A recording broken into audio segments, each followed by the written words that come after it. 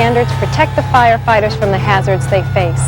And they've come into being because firefighters have experienced a high injury rate, and they've taken the time to make changes by participating in NFPA's voluntary standards system, the most democratic, flexible, and accessible standards-making system in the world. But how do they go about creating or changing an NFPA standard?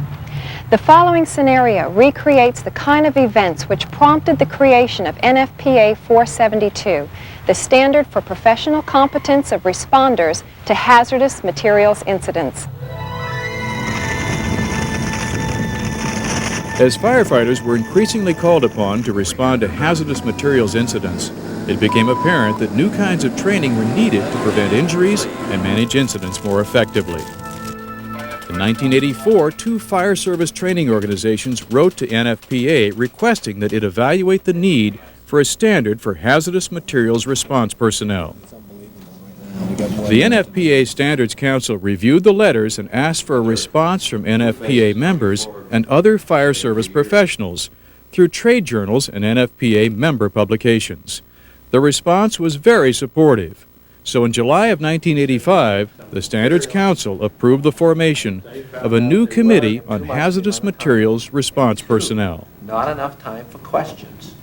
The Standards Council is a voluntary 13-member body that oversees the work of NFPA's committees, which are also composed of volunteers. The Council determined the scope of work for the project, searched for a chairperson, and solicited applications for membership on the new committee from experts on the subject and representatives of major affected organizations and associations. An NFPA staff person was assigned as liaison to the new committee. Marty, we need to talk about the new Hazmat Response Personnel Committee. Okay, fine. Once formed, the new Committee on Hazardous Materials Response Personnel began the creation of a new standard. As with any NFPA committee, candidates were required to have expertise in the subject at hand and to be able to come to meetings, which usually requires travel. They need not be NFPA members. First, the committee met and developed a draft of the standard and called for public response. In the standards-making system, any member of the public, not just NFPA members, may contribute. The committee then met and revised the draft based on input received from the public. The committee's actions, along with the draft of the standard, were published in the Technical Committee Reports, now called the Report on Proposals, which was circulated free of charge for public review and comment. The public had 60 days to respond and offer changes. Once again, any member of the public, not just NFPA members, may participate. In the second phase of the process, public comments along with the committee's actions on each item were published in the Technical Committee documentation, now called the Report on Comments, which is also available free of charge from NFPA. The proposed new standard was presented to NFPA members for action at the fall meeting, and the members voted to accept the new standard. The new standard then went to the NFPA Standards Council for a final decision to issue the document, and today, NFPA 472 is at work, providing training guidelines that protect emergency responders and the public, all through the efforts of dedicated volunteers.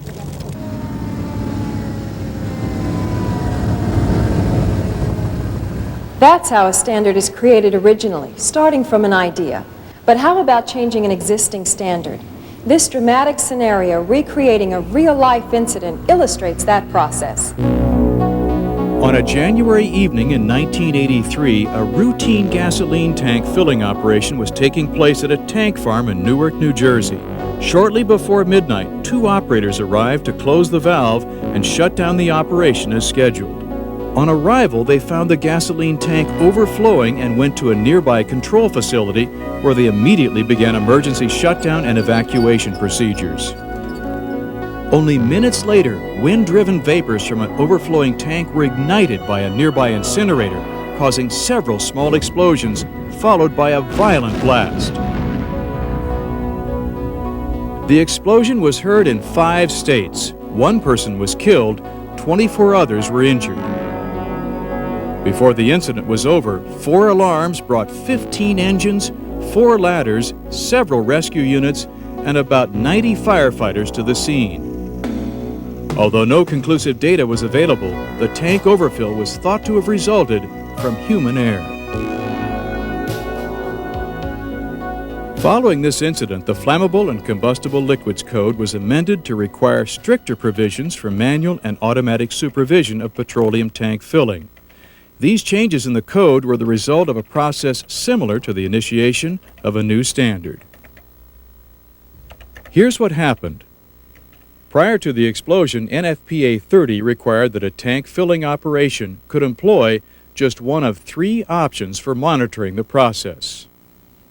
After the incident, the fire safety director of the Newark Fire Department, who was not a committee member, submitted a proposal to the NFPA Technical Committee to require that all 3 options must be employed. An NFPA Technical Committee was already in the process of revising this particular code.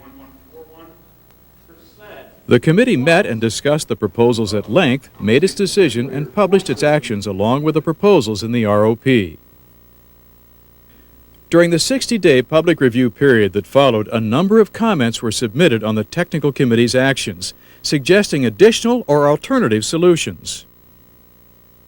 The committee met and took action on the comments. These comments and the committee's actions on them were published in the ROC, or Report on Comments. It submitted a final report to the NFPA general members for action at the annual meeting, where it was debated and the committee's recommended changes were adopted. Then the Standards Council issued the revised edition of NFPA 30. Today, NFPA 30 reflects these changes, which specify additional backup safety measures in monitoring tank filling operations like the one in Newark. Serving on an NFPA technical committee entails a commitment of travel and meetings. While this can be enjoyable, it also involves a significant investment of time and money. But anyone can participate in the process of creating or changing an NFPA standard by submitting proposals and comments. Participation in the standard-making process can and does make a difference. Thanks to the voluntary participation of thousands of peer professionals in all parts of the process, almost 270 NFPA codes are at work to protect members of the fire service and the general public today.